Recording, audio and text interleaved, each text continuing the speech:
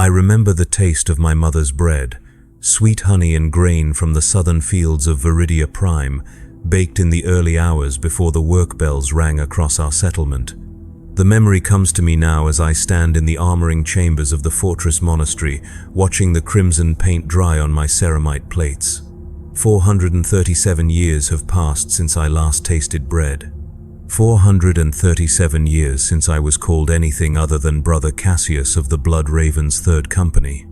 They tell the children of the Imperium that we are angels, living gods wrapped in blessed armor descended from the Emperor's own genetic legacy to protect humanity from the darkness beyond the stars. In their picture books and cathedral murals, we shine like silver saints, our bolters singing hymns of righteousness as we cut through heretic and alien alike. The propaganda feeds speak of our glory, our honor, our eternal vigilance. What they never speak of is the price. What they never tell you is that to become an angel, you must first learn to forget you were ever human. I was 11 when the chaplains came to our world. 11 years old, playing war games in the agricultural fields with my younger brother Matthias while our parents worked the harvest lines. The sky was the color of burnished copper that day, heavy with the promise of rain that would never come. The drought had lasted 6 months, and the planetary governor's tithes remained unchanged. People were beginning to whisper words that would have earned them a flogging in the capital, but in the outer settlements, desperation breeds loose tongues. The thunder started just after midday prayer. Not the rumble of weather, but something deeper, more mechanical. Matthias and I climbed the tallest grain tower in our sector to get a better look, our small hands gripping the rusted ladder rungs as we ascended toward the sound. What we saw changed everything. Drop pods. 12 of them, descending through the atmosphere like falling stars, their retro thrusters carving bright scars against the copper sky. They struck the earth in perfect formation, each impact crater precisely calculated to surround our settlement without damaging the harvest infrastructure. When the smoke cleared and the ramps lowered, they emerged, Space Marines of the Blood Ravens chapter. Even at 11, even as a simple agri-world child who had never seen anything more threatening than a pack of feral groks, I knew what they were. Every citizen of the Imperium knows. The Adeptus Astartes, the Emperor's chosen, angels of death, but seeing them in person, watching them stride through our settlement with their massive frames casting long shadows over the dust, I felt something I had never expected: terror. They were too large, too perfect, too far removed from anything human. Their armor sang with embedded hymns as they moved, each footstep creating small tremors in the ground beneath us. When they spoke, their voices carried the mechanical resonance of vox amplifiers, turning simple words into pronouncements from on high. They had come for recruitment, they announced. The chapter required new aspirants, and Viridia Prime had been selected for the honor of contributing to the Emperor's armies. My mother wept when they called my name, not tears of joy, as the settlement administrator assured everyone, but something deeper. Something that spoke of loss and endings rather than glory and honor. She knew, somehow, what the rest of us were only beginning to understand. Her son would leave that day, but he would never return. The thing that came back, if anything came back at all, would wear his face but carry none of his heart. The selection process was swift and merciless. Physical examination, genetic screening, psychological evaluation. Of the 300 children in our settlement between the ages of 10 and 12, only 7 passed the initial requirements. I was among them. Matthias was not. I still remember the look in his eyes as the chaplain's servo skull completed his biological scan and moved on without recording his data. Relief and disappointment warred in his expression, and I found myself envying him even as I felt proud of my own selection. We were allowed no farewells, no final meals with our families, no last nights in familiar beds. The chaplains explained that attachment to our former lives would only weaken us in the trials ahead. We were no longer the children of Viridia Prime. We were aspirants of the Blood Ravens, servants of the Emperor, and our old identities had become irrelevant impediments to our transformation. The journey to the chapter's fortress monastery took 3 months aboard a massive battle barge called the Litany of Fury. 3 months in the ship's lower decks, crammed into dormitories with aspirants from dozens of other worlds. Boys who had been farmers like me, but also former gang fighters from hive cities, tribal warriors from death worlds, and noble-born youth from civilized planets. The chapter cast its net wide, seeking not just physical strength but genetic compatibility with the gene seed of their primarch. During the voyage, we learned our first lesson about what it meant to serve the Astartes. We learned about expendability. Of the 47 aspirants who had boarded the ship, only 32 survived the journey. Some died from failed medical procedures as the ship's apothecaries began the preliminary organ implantation process. Others succumbed to the constant combat training, their bones snapping under the weight of conditioning regimens designed to prepare human children for superhuman trials. A few simply broke mentally, their minds unable to process the magnitude of what they were becoming. Those ones were the fortunate ones. They died quickly. The fortress monastery of the Blood Ravens sits on a moon called Aurelia's Grief, orbiting a dead star in a system long forgotten by imperial cartographers. It is a structure of impossible scale, carved from the moon's living rock and reinforced with adamantium bulkheads that could withstand orbital bombardment. Gothic spires reach toward the void like grasping fingers, each one housing training chambers, meditation cells, and the countless artifacts that the chapter has recovered from across the galaxy. Walking through its corridors for the first time, I felt the weight of history pressing down on me. 10,000 years of warfare had passed through these halls. Thousands of aspirants had walked the same paths I walked, and most of them had died in the trying. The walls themselves seemed to whisper of failure and sacrifice, of boys who had dreamed of becoming angels and found only death waiting for them in the darkness. The true trials began immediately upon our arrival. They called it the Proving, though I would later learn that this was merely the first of many tests designed to break us down and rebuild us according to the chapter's needs. For 6 months, we were subjected to physical conditioning that would have killed fully grown men from our homeworlds. We ran obstacle courses in powered armor too heavy for our developing frames. We fought hand-to-hand combat exercises against servitors programmed to maim rather than simply defeat us. We studied the Codex Astartes until we could recite its tactical doctrines in our sleep, and then we were tested on our knowledge while enduring pain that would have driven adults to madness. Of the 32 aspirants who had arrived on Aurelia's Grief, only 18 survived the first month.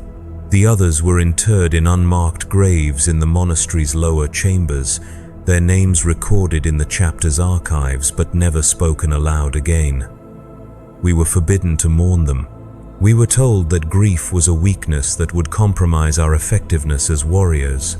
Those who showed signs of emotional attachment to their fallen brothers were subjected to additional conditioning, a process that involved drugs, hypno-indoctrination, and in some cases, surgical modification of brain chemistry. I learned to stop caring about the names of the boys who disappeared during training. It was a survival mechanism, but it was also something more fundamental, a necessary amputation of human empathy that would serve me well in the centuries to come. The first organ implantation came at the end of our initial training period. The secondary heart, they called it. A backup cardiovascular system that would allow us to survive wounds that would kill normal men. The surgery took place in the monastery's deepest chambers, in operating theaters that dated back to the days of the Great Crusade. Ancient machinery hummed with barely contained power as the apothecaries prepared their instruments, their servo arms moving with mechanical precision as they opened my chest and began reshaping my physiology. I was conscious throughout the procedure. The apothecaries explained that pain was part of the process, that learning to function while experiencing agony was a crucial skill for any space marine. They were right. Over the following years, I would be shot, stabbed, burned, frozen, poisoned, and crushed more times than I could count. The ability to compartmentalize pain and continue fighting would save my life again and again. But it would also cost me something essential. something that I didn't even realize I was losing until it was already gone. The months that followed were a blur of additional surgeries and escalating trials. The os modula, which strengthened our bones until they could turn aside chainsword blades. The biscopeia, which enhanced our muscle density and reaction time beyond human limits. The hemastamen, which improved our blood's oxygen-carrying capacity and allowed us to survive in environments that would asphyxiate normal humans. Each implant brought us closer to the Astartes ideal, but further from the children we had once been. I stopped dreaming about my mother's bread during this period. I stopped dreaming about Matthias, about the copper sky of Viridia Prime, about anything that connected me to my previous existence. The chapter's conditioning programs were designed to sever these ties, to create warriors who would serve the Emperor without the distraction of personal loyalties or emotional attachments. They were remarkably effective. By the time I received my 13th organ implant, the catalepsian node that allowed me to remain alert even during periods of rest, I had forgotten what it felt like to miss home. I had forgotten that I had ever had a home at all. The black carapace was the final implantation, the interface that would allow me to merge with the machine spirits of power armor and weapons. It was also the most dangerous. Of the 11 aspirants who had survived to that point, 4 died during the procedure. Their bodies rejected the synthetic material, and they expired in agony as their immune systems attacked the foreign tissue. We watched them die in the recovery chambers, their forms convulsing as the carapace toxins spread through their bloodstreams. I felt nothing as they screamed. Nothing at all. This absence of feeling was the truest sign that my transformation was complete. I had become something that could watch children die without experiencing grief or compassion. Something that could witness suffering and remain focused on tactical objectives. I had become what the Imperium needed me to be. I had become a weapon. The ceremony that marked my full induction into the Blood Ravens took place in the chapter's Reclusium, a vast cathedral chamber carved from black stone and illuminated by thousands of devotional candles. Chaplain Mordecus spoke the words of binding, the oath that would tie my soul to the chapter's service for whatever remained of my existence. I knelt before the altar of the Emperor and swore to defend humanity against its enemies, to serve the throne without question, and to die before allowing dishonor to stain the chapter's reputation. When I rose from that altar, I was no longer the farm boy from Viridia Prime.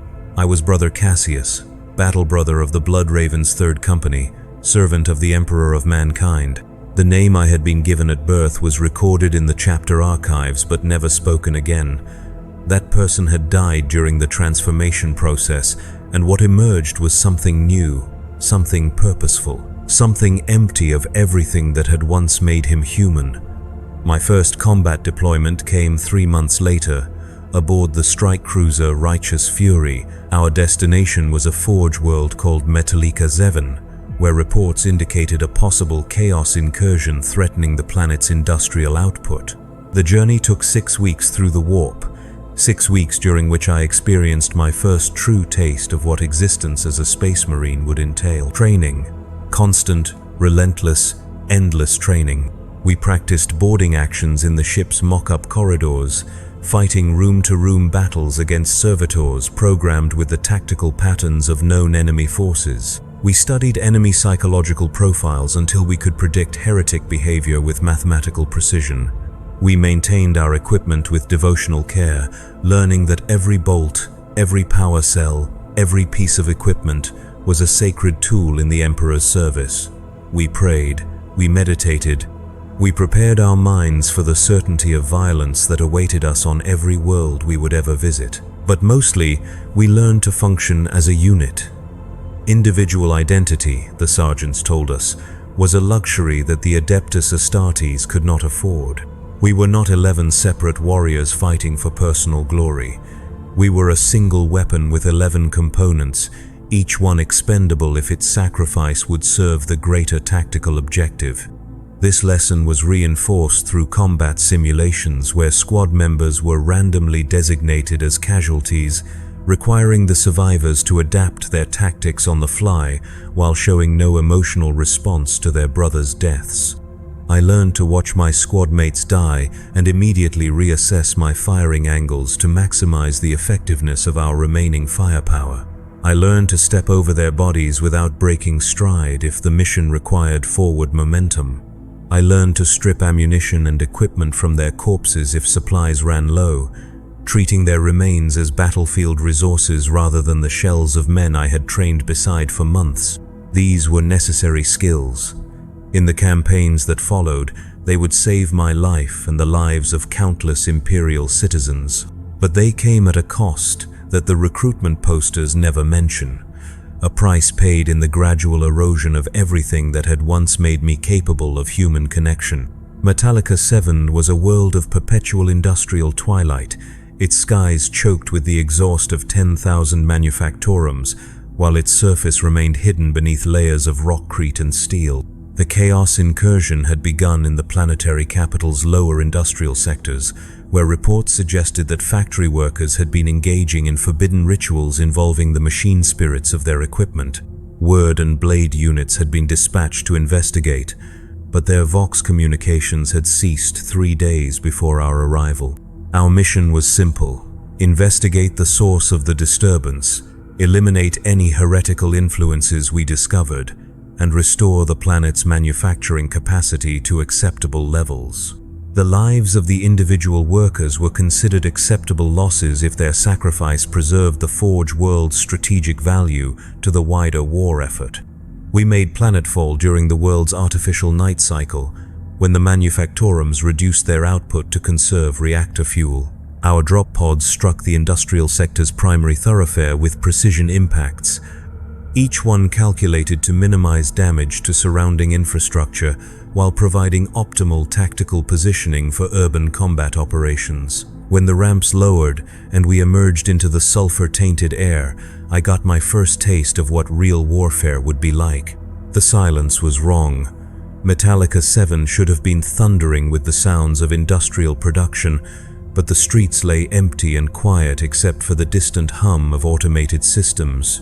Warning runes flickered from voxcasters mounted on corridor walls, broadcasting messages in high Gothic that spoke of quarantine protocols and mandatory curfews. The air itself tasted of metal and corruption, carrying scents that my enhanced olfactory systems identified as human decomposition mixed with something else, something that didn't belong in any Imperial database.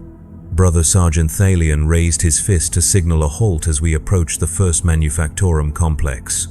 Through the facility's reinforced windows, we could see movement in the shadows. Human shapes, but moving in patterns that suggested coordination rather than panic. They were waiting for us. They had been waiting for some time. The first shots came from elevated positions, autogun rounds that sparked harmlessly off our power armor while revealing the positions of our attackers. They were indeed factory workers, but their flesh had been altered by influences that corrupted both mind and body. Mechanical augmentations sprouted from their limbs in configurations that violated every principle of orthodox Imperial technology, while their faces showed signs of mutation that spoke of exposure to warp energies. We responded with disciplined bolter fire, our weapons singing their hymns of purification as mass reactive shells found their targets. The corrupted workers died quickly, their modified bodies offering no protection against weapons designed to kill armored enemies. But for every cultist that fell, 2 more emerged from the shadows. They had been organized. They had been expecting us. They had prepared. The battle lasted 4 hours and took us through 17 different industrial complexes before we reached the source of the corruption. In the deepest levels of the primary manufactorum, we found what remained of the word-bearer infiltration team that had initiated the uprising. They had established a shrine to the Dark Mechanicus in the facility's reactor chamber, using the Forge world's own power systems to amplify their blasphemous rituals. The shrine itself was a fusion of technology and flesh that hurt to look at directly, a writhing mass of human tissue and corrupted machinery that pulsed with malevolent energy. Standing before the shrine was something that had once been human, but now served as a vessel for the powers that dwelt in the warp. It spoke to us in voices that belonged to the dead workers, promising us knowledge that would surpass the limited understanding of the Omnissiah.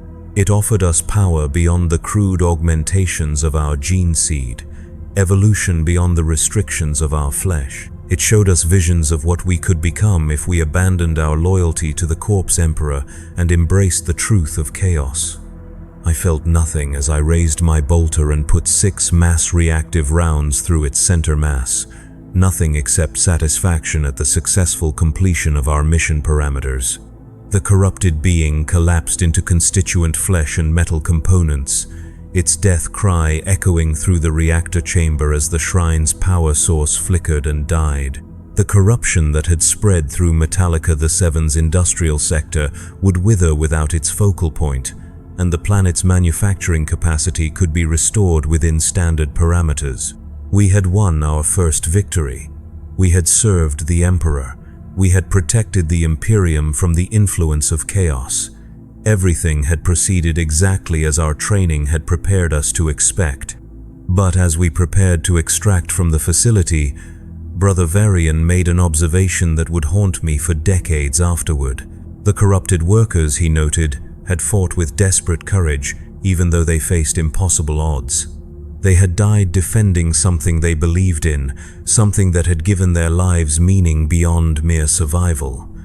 Their corruption had been absolute, their damnation certain, but they had died with purpose. We, by contrast, had killed them efficiently and without emotion. We had served our function perfectly, but we had felt nothing while doing so. No anger at their heresy, no satisfaction at their defeat, no grief for the lives they had wasted in service to dark powers. We had simply eliminated them because our orders required it, the same way we might repair a damaged piece of equipment or clean the barrel of a bolter. This realization should have troubled me, but it didn't. I had been conditioned to see this emotional emptiness as strength rather than loss. But sometimes, in the quiet moments between missions, I would find myself wondering what it might feel like to care about something enough to die for it, to believe in something so deeply that death seemed preferable to abandonment of that belief. I would never know. The conditioning that had made me an effective warrior had also made me incapable of that kind of faith. I served the Emperor because I had been programmed to serve, not because I had chosen to believe. I fought chaos because my orders required it, not because I understood why their influence was worth opposing. I protected humanity not from love but from duty, and duty without love is simply obedience to authority. This is what they don't tell you about becoming a space marine. Yes, you gain strength beyond human limits. Yes, you acquire weapons and armor that make you nearly invincible against conventional threats. Yes, you become part of something larger and more significant than any individual could hope to achieve alone. But you lose the ability to choose your own path. You lose the capacity for doubt, for questioning, for the kind of independent thought that might lead you to make decisions based on personal conviction rather than institutional obligation. You lose the ability to form meaningful relationships with other human beings because you are no longer human yourself. You become a tool in service of an ideal that you can no longer truly comprehend because you lack the emotional capacity to understand what makes that ideal worth preserving. The campaigns that followed Metallica 7 blended together into a continuous cycle of violence and victory. Orc incursions on agri-worlds where we slaughtered greenskins by the thousands while the local populations cheered our arrival. Tau expeditions on industrial planets where we fought running battles against pulse rifle formations and battlesuits that could match our power armor pound for pound. Tyranid swarms on death worlds where we held defensive positions until ammunition ran low and then continued fighting with combat knives and bare hands until reinforcements arrived or we died in the attempt. Each campaign taught me new lessons about warfare, about tactics, about the countless ways that enemies of the Imperium could be killed or neutralized. I learned to read battlefield conditions at a glance, to adapt our squad's firing patterns to maximize casualties while minimizing ammunition expenditure. I learned to identify weak points in enemy formations and exploit them with surgical precision. I learned to fight in every environment, from the vacuum of space to the crushing depths of ocean trenches, against every type of threat, from mindless beasts to strategic masterminds who could anticipate our movements and counter them with equal skill. But I never learned to care about the people we were ostensibly protecting. The billions of Imperial citizens who lived and died according to the outcomes of our battles remained abstract concepts rather than individuals worthy of personal concern. They were strategic assets to be preserved when possible, and acceptable losses when necessary. Nothing more, nothing less. This emotional detachment served me well when we were deployed to deal with rebellion on civilized worlds. Worlds where Imperial citizens had been led astray by charismatic leaders who promised them better lives if they threw off the yoke of Imperial taxation and regulation. Worlds where families fought against our arrival because they genuinely believed that independence would serve their children's interests better than continued membership in the Imperium. On Castellan IV, we fought through residential districts where every building had been turned into a fortress by citizens who had decided that death was preferable to surrender. They used furniture as barricades, kitchen knives as weapons, and their own children as human shields, because they knew that we would not hesitate to fire through civilian casualties to reach our tactical objectives. They were right. We didn't hesitate. We couldn't hesitate. The conditioning that had stripped away our capacity for empathy had also eliminated our ability to recognize the moral complexity of situations where good people found themselves on the wrong side of Imperial policy. I killed a woman on Castellan IV who was trying to evacuate her infant son from a building that we needed to secure for strategic reasons. She was unarmed, posed no threat to our mission, and was clearly attempting to preserve innocent life rather than resist our operations. But she was in our way, and eliminating obstacles was part of our function. I put a single bolt round through her center mass and continued advancing without breaking stride. The infant died in the subsequent explosion when Brother Gavius used frag grenades to clear the rest of the building. I felt nothing, no regret, no guilt, no sense that I had committed an act that might be worthy of moral consideration. The woman had been a tactical problem that required a tactical solution. Her death had served the Emperor's interests by allowing us to complete our mission more efficiently. The infant had been an acceptable casualty in service of the greater strategic objective. These were facts, not tragedies. But that night, during the meditation period that followed every combat operation, I found myself trying to remember what the woman had looked like, not for any emotional reason, but because I realized that I could not form a clear image of her face, even though I had killed her less than 6 hours earlier. She had been human, female, approximately 30 standard years in age, but beyond those basic tactical details, she had not registered as worthy of memory. She had been an obstacle, nothing more. This troubled me not because I felt guilt about her death, but because it suggested that my conditioning might be interfering with my ability to process tactical intelligence. If I could not remember the faces of enemies I had killed, how could I be certain that I was not overlooking important details that might prove relevant to future operations? If civilians had become so abstract in my perception that I could not distinguish one from another, how could I accurately assess population compliance levels or identify potential resistance leaders? I brought these concerns to Chaplain Mordecus during my next confession session. He listened to my report with the mechanical attention that all chaplains brought to matters of spiritual maintenance, then informed me that my observations were evidence of successful conditioning rather than cause for concern. The ability to eliminate obstacles without emotional interference was precisely what the chapter required from its battle brothers. The fact that I could no longer perceive individual civilians as significant suggested that I had successfully transcended the limitations of human empathy that might otherwise compromise my effectiveness. He was right, of course. Over the following decades, my inability to form meaningful memories of the people I killed would prove strategically valuable in countless situations.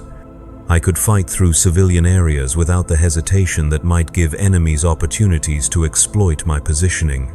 I could make triage decisions about casualty evacuation without being distracted by personal attachment to wounded comrades. I could sacrifice squad mates when necessary without experiencing the grief that might cloud my tactical judgment. But it also meant that I would never again experience the satisfaction of protecting something I cared about. Victory became a technical achievement rather than an emotional reward. Survival was simply the continuation of function rather than something to be celebrated. Success meant nothing more than the completion of assigned objectives according to acceptable parameters. This is the price of becoming an angel. You gain the power to protect humanity, but you lose the ability to understand why humanity is worth protecting. You become capable of incredible acts of heroism, but you can no longer comprehend what makes heroism meaningful. You serve the greatest cause in human history, but you cannot remember why that cause matters to the people whose lives depend on your service. The centuries passed. Campaigns blended into campaigns until I could no longer distinguish one battlefield from another without consulting my personal mission logs. I was promoted to veteran status after my first century of service, then to sergeant after my second. The Blood Ravens recognized my tactical competence and granted me command responsibilities that allowed me to shape the combat effectiveness of entire squads. I trained new battle brothers in the methods that had served me well, passing on the lessons I had learned about the necessity of emotional detachment and absolute obedience to orders.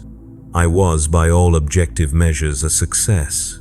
My kill count exceeded chapter averages by significant margins. My squads consistently achieved mission objectives with minimal casualties and maximum efficiency. My tactical innovations were incorporated into standard operating procedures and distributed to other companies. I had become exactly what the recruitment posters promised, a living weapon in service of humanity's protection. But success brought its own revelations. As I gained experience and seniority within the chapter, I began to observe patterns in our deployment assignments that suggested certain uncomfortable truths about the nature of our service. We were not primarily deployed to defend humanity against external threats, as the propaganda suggested. We were deployed to enforce compliance with imperial authority, regardless of whether that authority served the interests of the populations we protected. On Vos Prime, we suppressed a worker uprising that had been triggered by the planetary governor's decision to increase factory output quotas while reducing nutritional allowances. The workers had not been corrupted by chaos or influenced by Xeno's manipulation. They had simply reached the conclusion that their current living conditions were unsustainable and that organized resistance might improve their circumstances. They were wrong, of course. Our intervention ensured that their living conditions became significantly worse, but their compliance with imperial taxation requirements improved dramatically. On Mordian, we participated in the pacification of a religious movement that had developed interpretations of the imperial creed that differed from orthodox ecclesiarchy doctrine. Their heresies were minor, involving questions about the precise nature of the emperor's divinity that had been debated by theological scholars for millennia, but their growing influence threatened the authority of local church officials, and authority could not be allowed to appear uncertain. We killed approximately 40,000 civilians during the 3-week campaign that followed, including the entire population of 6 settlements that had embraced the heretical teachings. On Necromunda, we supported Arbite's operations against gangs that had been interfering with the collection of imperial tithes from Hive City industrial sectors.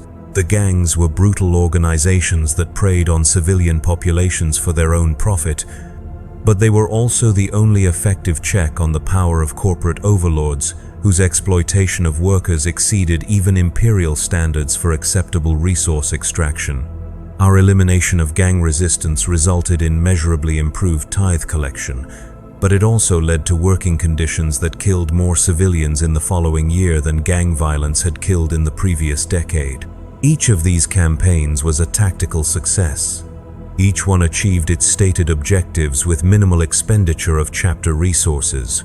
Each one strengthened imperial control over populations that might otherwise have developed independence movements or resistance organizations. Each one served the emperor's interests by ensuring continued compliance with centralized authority. But they also serve to illustrate the fundamental contradiction at the heart of Space Marine existence. We were created to protect humanity, but we spent most of our time killing humans who had reached conclusions about their own interests that differed from those of imperial administrators. We were sold as humanity's guardians, but we functioned as humanity's wardens. We preserved the Imperium not by defending it against external threats, but by ensuring that internal dissent could never develop into effective resistance. This realization should have troubled me, but it didn't. The conditioning that had made me an effective warrior had also made me incapable of questioning the fundamental assumptions underlying my service. I could observe patterns and draw tactical conclusions, but I could not evaluate those conclusions according to moral criteria that might suggest alternatives to my current function. I served because I had been programmed to serve, not because I had chosen to believe that service was inherently valuable. But observation, even without emotional response, still provided information, and over time, that information began to accumulate into an understanding of what I had truly become. I was not a guardian angel protecting innocent civilians from monstrous threats. I was an enforcement mechanism, ensuring compliance with political structures that prioritized stability over justice, efficiency over compassion, and authority over individual welfare. I was not a hero serving a cause greater than myself. I was a tool wielded by administrators who had never experienced combat, but understood that violence could solve problems that negotiation and compromise could not address effectively. I was not protecting humanity. I was controlling it. The 4th century of my service brought assignment to the Death Watch, the chamber militant of the Ordo Xenos tasked with eliminating alien threats to Imperial space. This should have been a return to the simple clarity of the Metallica 7 campaign: clear enemies, obvious objectives, straightforward tactical solutions. Aliens were not human. They could not claim Imperial citizenship or appeal to human sympathy. They could be killed without moral ambiguity because their very existence threatened human survival. But even the Death Watch could not provide the clarity I had hoped for. My first assignment was the elimination of a Tau diplomatic mission that had been attempting to establish trade relationships with Imperial worlds along the Damocles Gulf. The Tau were offering advanced medical technology in exchange for raw materials that their expanding empire required for continued industrial growth. Several planetary governors had expressed interest in the proposed arrangements, seeing opportunities to improve living conditions for their populations while maintaining acceptable tithe levels for the administratum.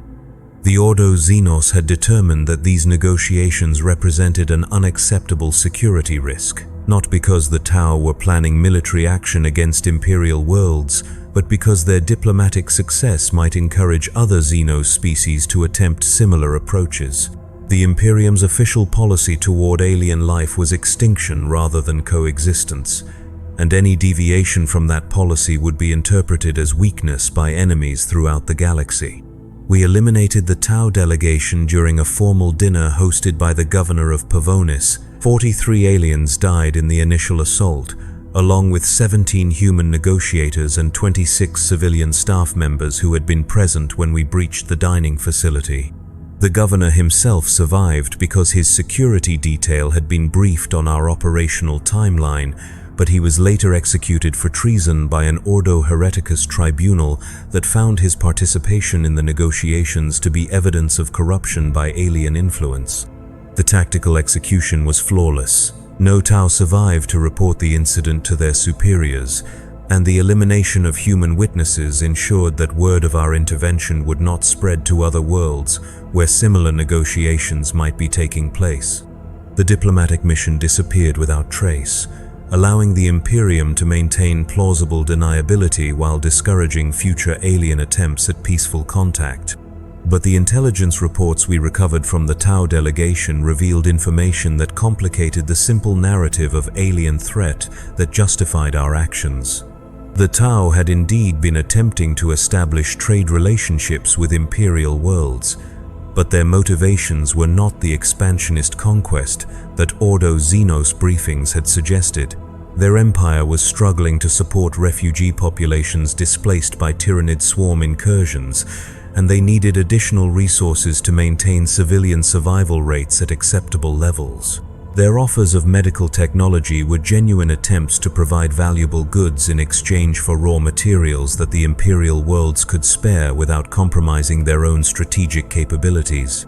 The Tau had been attempting to save lives, not human lives perhaps, but lives nonetheless.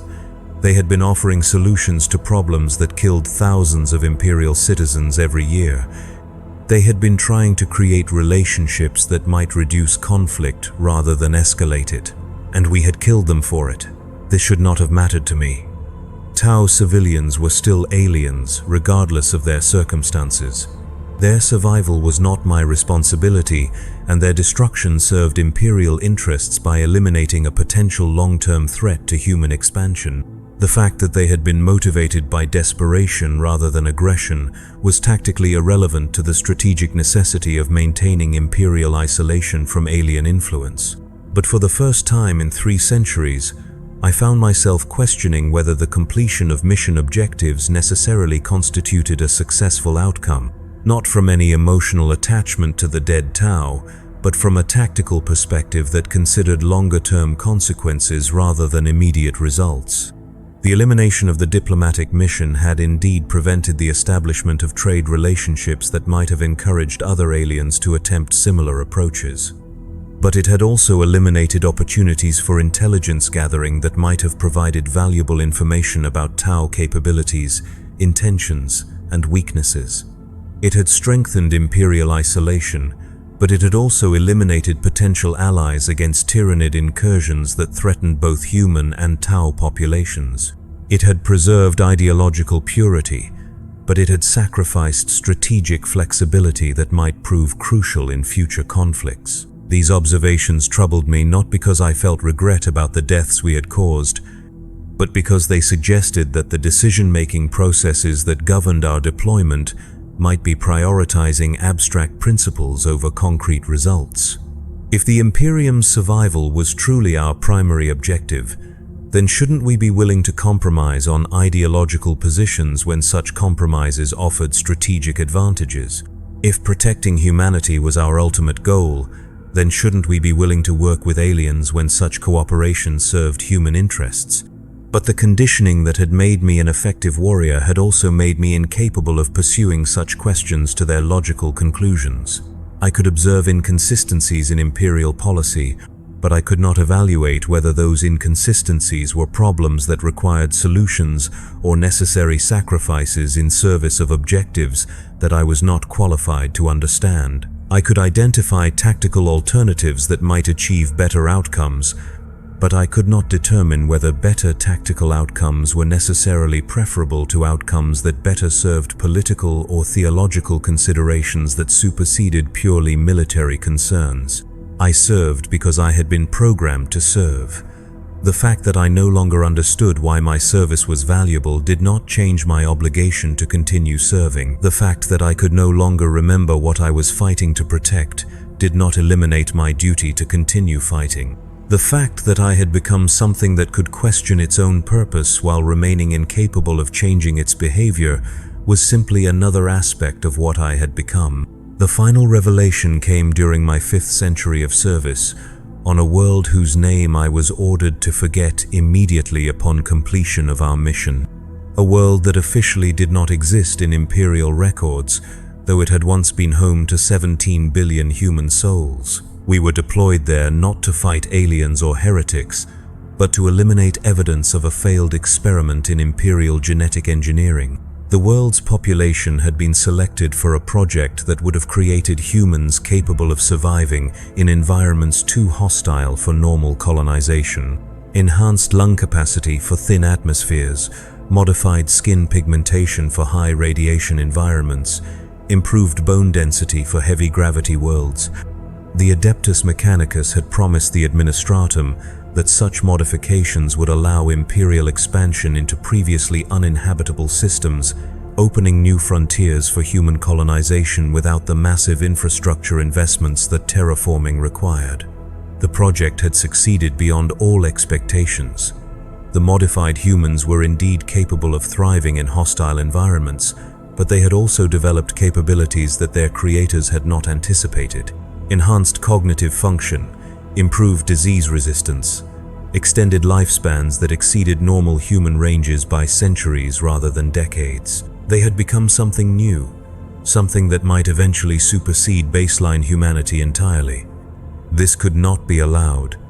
The Imperium was built on the fundamental assumption that human nature was static, that the species had achieved its perfect form during the dark age of technology, and that any deviation from that form represented corruption rather than evolution.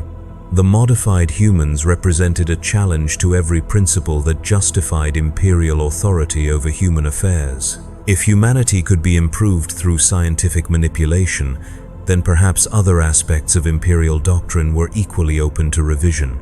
The solution was total population elimination, followed by orbital bombardment that would reduce the world's surface to molten glass. No evidence of the experiment would survive. No modified humans would escape to spread their genetic alterations to other worlds, and no records would exist to suggest that the project had ever been attempted. The world would become another cautionary tale about the dangers of unsanctioned scientific research, a reminder of why the Adeptus Mechanicus required careful oversight from orthodox imperial authorities. We were chosen for the mission not because of our combat capabilities, but because of our psychological conditioning. Normal Imperial Guard regiments might experience moral qualms about exterminating human populations that posed no military threat. Planetary defense forces might question orders that required them to kill their own species for the crime of successful evolution. But Space Marines could be relied upon to follow orders regardless of their personal feelings about those orders, because we no longer had personal feelings that might interfere with our operational effectiveness. The campaign lasted 6 months, not because the modified humans offered significant military resistance, but because 17 billion individuals required time to locate and eliminate even with orbital support. They had built cities that extended deep underground, anticipating that their world's hostile surface conditions might require extensive subterranean development. They had developed technologies that allowed them to remain hidden from our scanning equipment for extended periods. Most significantly, they had created social structures that prioritized collective survival over individual preservation, meaning that parents would sacrifice themselves to protect their children, and communities would coordinate their defensive efforts rather than fragment into competing factions. They fought us with a desperation that I had rarely encountered in previous campaigns. Not the mindless fury of chaos cultists or the mechanical determination of Tau warriors, but the calculated ferocity of people who understood exactly what our victory would mean for them and their children. They knew that we had not come to conquer their world or demand their compliance with imperial authority. They knew that we had come to eliminate them entirely, to erase their existence so completely that no trace of their achievements would survive to inspire others. They fought like humans, defending their families, their homes, their future. They fought with the kind of passionate commitment that I had observed in the corrupted workers on Metallica the 7, but directed toward preservation rather than destruction. They fought for something they loved more than life itself, something that made death preferable to surrender. And we killed them all. Every man, woman, and child. Every family line, every cultural tradition, every technological innovation that might have improved the human condition. We eliminated a civilization that had achieved in 3 generations what the Imperium had been struggling to accomplish for 10,000 years, not because they threatened humanity, but because they represented what humanity might become. I was present for the final phase of the operation, the elimination of the last underground shelter complex, where approximately 12,000 civilians had taken refuge. Men and women who had never taken up arms against the Imperium, children who had been born after our arrival and would die before their first birthdays, elderly individuals whose only crime was surviving long enough to witness the apotheosis of their species. They were not hiding when we breached their final defenses. They were not begging for mercy or attempting to negotiate terms for their survival. They were singing. 12,000 voices raised in harmonies that resonated through the tunnel systems they had called home, melodies that spoke of love and loss and hope despite the certainty of extinction. They were singing because they wanted their last act as a species to be beautiful rather than desperate, creative rather than destructive, human rather than merely functional. I killed them while they sang. We all did. Our bolters sang their own hymns as mass-reactive shells found their targets, each shot precisely calculated to ensure maximum casualties while minimizing ammunition expenditure. The music stopped in sections as voices were silenced forever, until only echoes remained to mark the passage of the last genetically enhanced humans in the galaxy. When the killing was finished and the orbital bombardment began, I stood on the command deck of our strike cruiser and watched the world die. Cyclonic torpedoes cracked its crust, while virus bombs sterilized any organic material that might have survived our ground operations.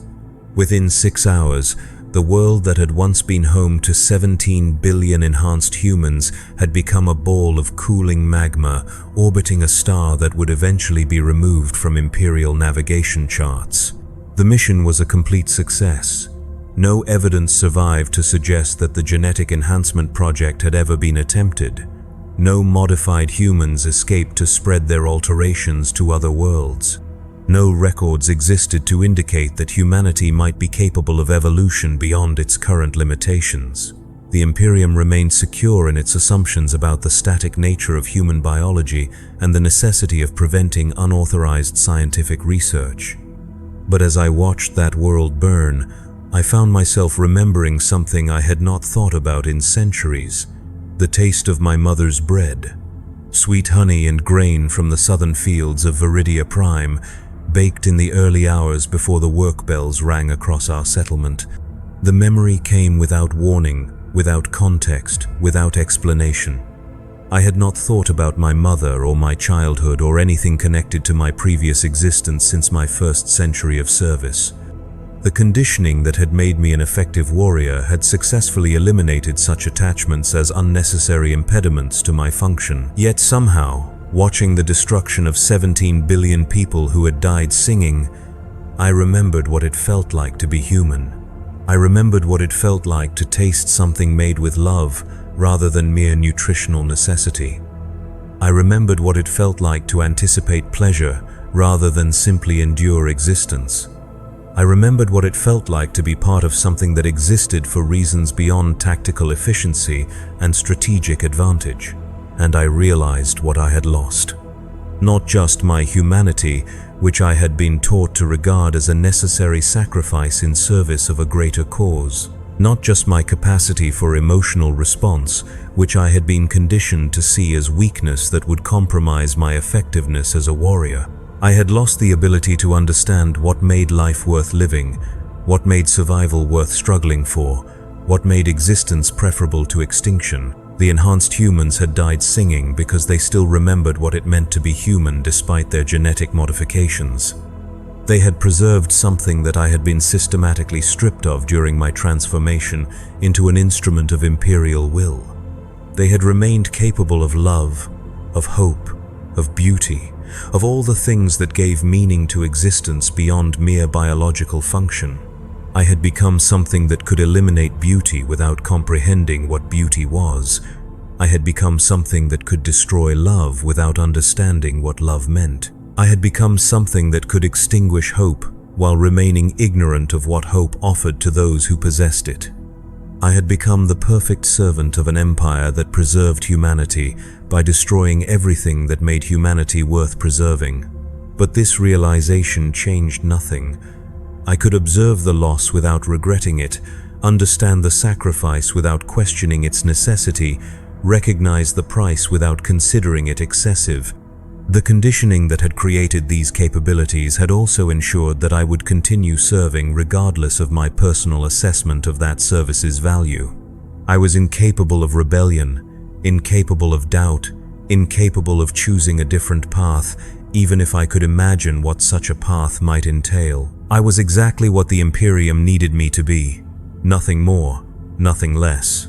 The centuries since that nameless world have blended together into an endless cycle of deployment and victory, conflict and resolution, service without purpose or satisfaction, or hope of anything beyond continued service. I have killed millions of enemies of the Imperium, protected billions of Imperial citizens, and preserved the stability of countless worlds against threats both internal and external. I have served the Emperor faithfully for over 400 years, and I will continue serving until battle damage or age finally claims my enhanced physiology. I am a hero of the Imperium, a living legend, a guardian angel protecting humanity from the darkness beyond the stars. Children throughout Imperial space dream of becoming what I have become, imagine themselves wielding the weapons I carry and wearing the armor that has turned aside countless attacks. They see me as the embodiment of everything noble and pure about human civilization, a figure worthy of worship and emulation. They do not know that I can no longer remember why their dreams matter. They do not know that I have forgotten what it feels like to care about anything beyond the completion of assigned objectives. They do not know that I have become something that can protect them without understanding what makes them worth protecting, something that can serve their interests without comprehending what those interests entail. They do not know that in becoming their guardian, I have ceased to be one of them. And perhaps that is the greatest victory chaos could achieve against the Imperium, not the corruption of its servants, but the creation of servants so pure in their dedication that they can no longer comprehend the value of what they serve. Not the destruction of humanity, but the transformation of humanity's protectors into something that preserves human life without preserving human meaning. We are the Adeptus Astartes. We are the Emperor's finest warriors. We are the shield that stands between mankind and the darkness that would devour it. We are no longer human, and we have forgotten why humanity matters. But we will continue serving. We will continue fighting. We will continue killing in the Emperor's name until nothing remains of us but the echoes of bolter, fire, and the memory of wars whose purpose we can no longer recall. We are angels without heaven, guardians without understanding, protectors without love. We are exactly what we were designed to be.